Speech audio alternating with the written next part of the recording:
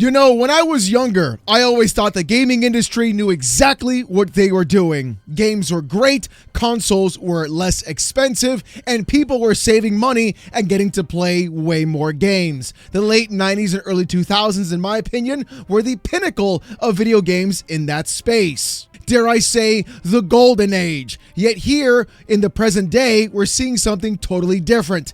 Game consoles increasing in price exponentially 6 years into the gen. Video games themselves pushing into the $80 price point. And to make things even worse, the scarcity of those devices, the scarcity of RAM, and all the costs being pushed onto you as a customer and consumer are never good at all. And you would think, with all of these massive changes happening in the industry, and with all of these massive looming disasters hanging over the head of the gaming industry, you would think that at some point, every other major platform holder would say, hey, you know what? Maybe now's not the time to increase the price. Maybe now's not the right time to do all these things that people really aren't enjoying. And maybe, just maybe, they should scale back the budgets of their massive single-player games and not push into live service so incredibly hard.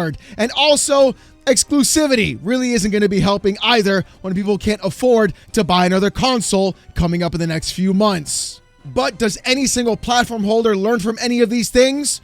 No. What they do instead is the actual opposite. They push into live service, raise the price of consoles, tell you they're going to do it again in a couple of months, and raise the price of games as well.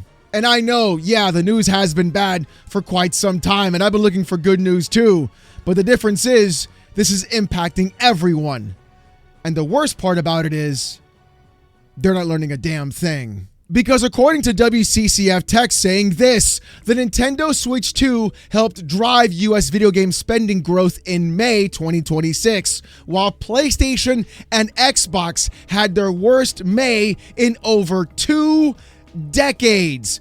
PlayStation saw a 58% drop in PS5 units sold compared to May 2025, while Xbox recorded its lowest number of units sold to the month of May ever.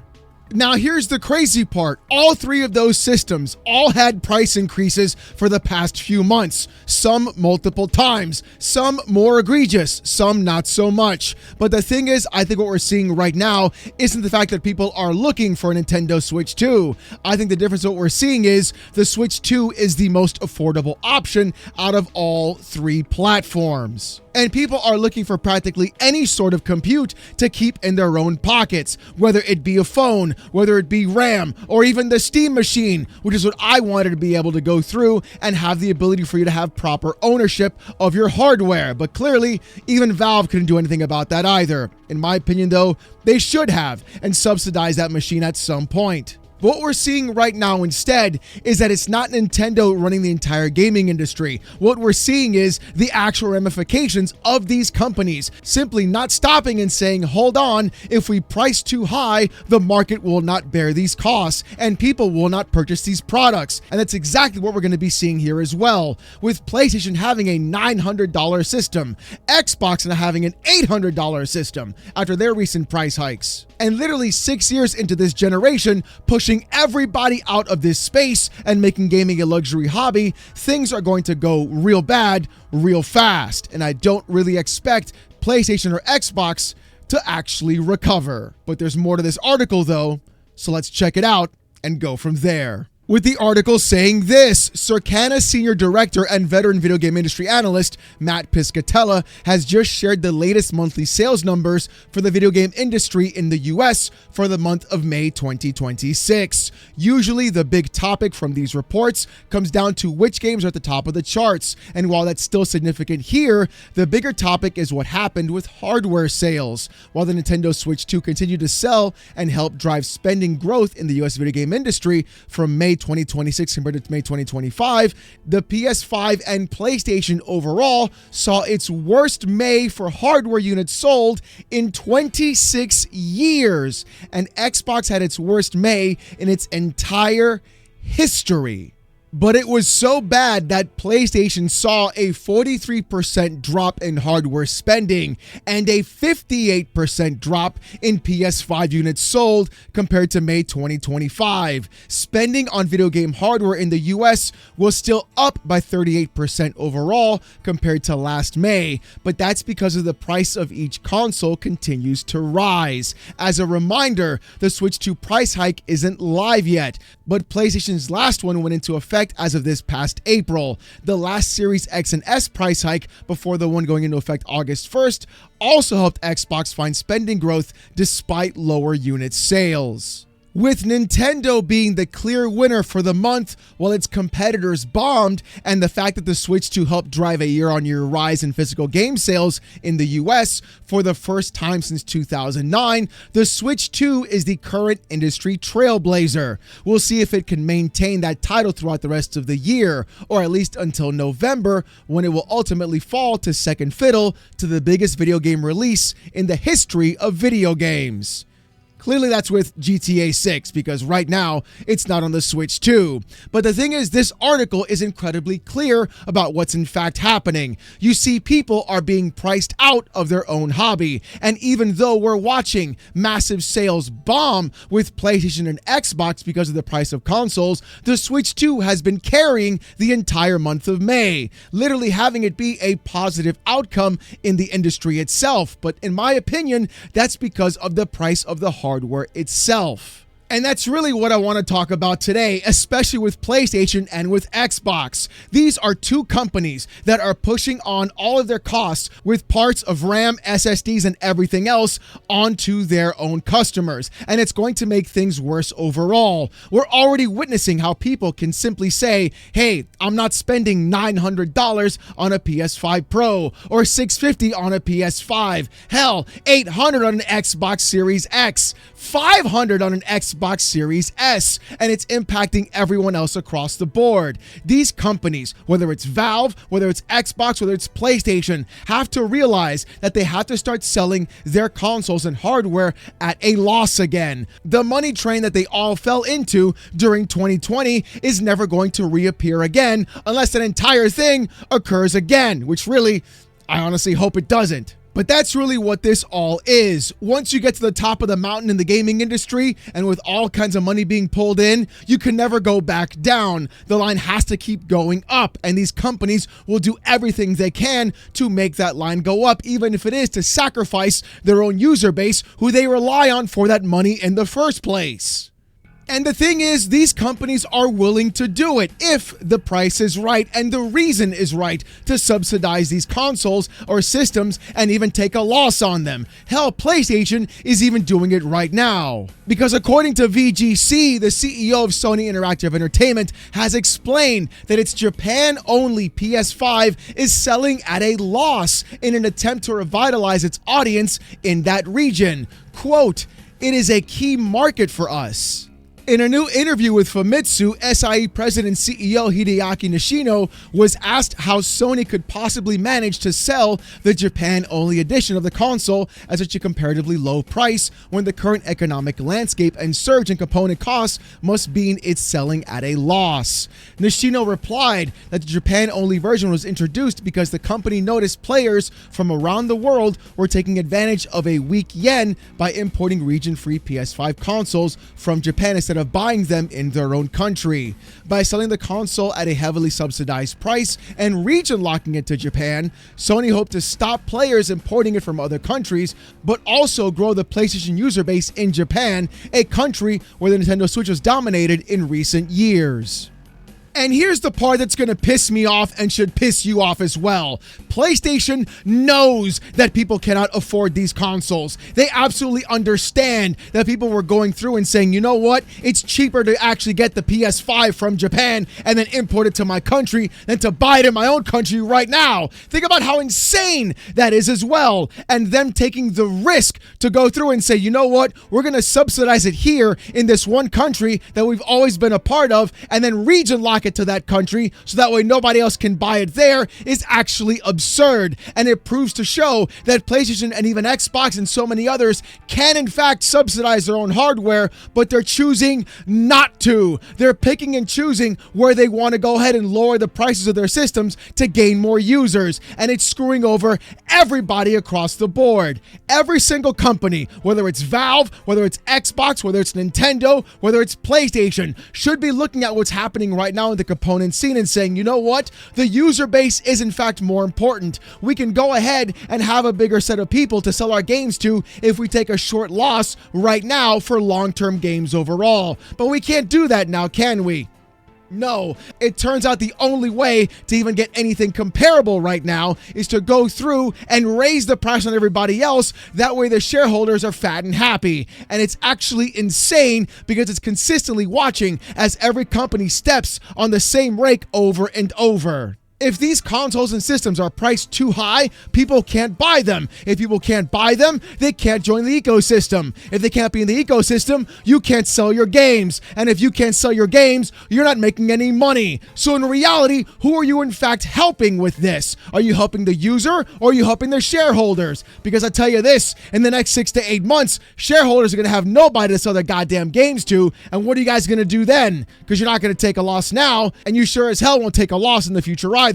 But I think the sillier part isn't what these companies are doing with their hardware. I think the more insane part is what PlayStation wants to do with their games overall. Because according to Insider Gaming saying this, PlayStation wants to revitalize the market with new live service games. You gotta be kidding me. You have to actually be kidding me right now. They're still going to make more live service games after all the failures that they've had already and all the new ones coming down the pipe. They're still going to double down on stupidity. I can't, bro. I can't. If it's one thing of not subsidizing your console and taking a loss overall, it's now going around and making the user pay for the actual failures of Herman Hulst on a consistent basis. Way to go, boys. Thanks for ruining everything in the gaming industry once again. PlayStation literally doubling down on failure, or shall I say, sorry, tripling down on failure is the most stupid thing I've ever actually seen. With the article saying this, in a recent interview with Famitsu, Hideaki Nishino, the president of Sony Interactive Entertainment, shared insights about PlayStation's strategy for live service titles. Nishino emphasized that Sony believes live service games have the potential to reach players on a global scale. The company aims to, quote, revitalize the market through both first-party and third-party content. In terms of live service content, PlayStation is not only focusing on marketing its upcoming titles, but also considering how to enhance existing games in both the medium and long term. Nishino emphasized that it's crucial to continuously provide new content for live service games, as the genre is still relatively new, and many developers are experimenting with different approaches. PlayStation aims to, quote, continue to take on challenges within that context. So wait, it's not just Herman Hulst. Apparently it's all of Sony and all of PlayStation doubling down, tripling down on more live service slop because that genre is new? I'm sorry? You guys just realized what live service games were recently? Not the last, 10, 15 years we've been dealing with this entire cancer on the gaming industry? Ah, yes. Haha. You guys want to ride it on that money train too, I bet. Watching all those Fortnite V-Bucks being shoved into everybody's orifices all the time, and then using nothing more than massive amounts of dark patterns in your games to coerce more money out of their users. And let's talk about this challenging aspect, by the way. Yeah, basically meaning all the failures you guys are going to be putting out too, all the canceled games, all the projects that are going to be bombing, you're going to make the users pay for that by raising the price of your services, raising the prices of your games, and even the prices of your consoles, and not subsidizing a damn thing. Because what's actually happening right now is every user is subsidizing every failure that PlayStation is trying to put out as actual live service garbage slop into your gullet every single time.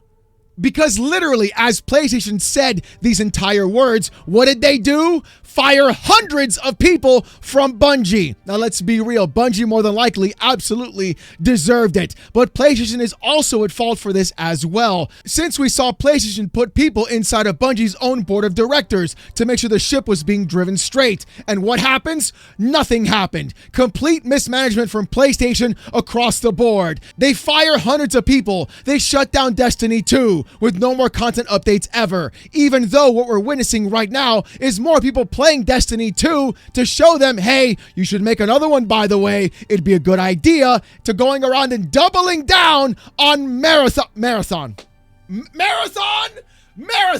That's what we're going to double down on. That's what we're going to do. Marathon, fair games, and every other piece of live service slop garbage instead. And you want to revitalize the industry? Brother, the industry's already tired of live service games. They're exhausted of them. What they want is single player video games from all the massive IP catalog that PlayStation has in their backlog, and they don't do anything with whatsoever. With Big Fry on Twitter saying this: SOCOM, Warhawk, Killzone, MAG, Resistance, The Last of Us factions. If these aren't in the conversation, nobody wants to hear from you in regards of live service multiplayer. With Low Poly Depression also tweeting this: Concord shut down, Destruction All-Stars shut down, Last of Us Online canceled, Twisted Metal Online gone, Spider-Man The Great Web canceled, God of War live service canceled, Bluepoint shut down, 2 more live service projects and studios shut down, Destiny 2 falls short. Okay, bro. With Wesley Types on Twitter also saying this: Be Sony, cancel factions, cancel live service Spider-Man, force Bluepoint to make live service games, shut them down, acquire Bungie, shut down Destiny 2, Concord, we want to revitalize the market with live service games. What is this business strategy called? I'll tell you what it's called. It's called doubling down on failure. As someone like Herman Hulse talking about, oh, by the way, these layoffs at Bungie, they were necessary. You know what wasn't necessary?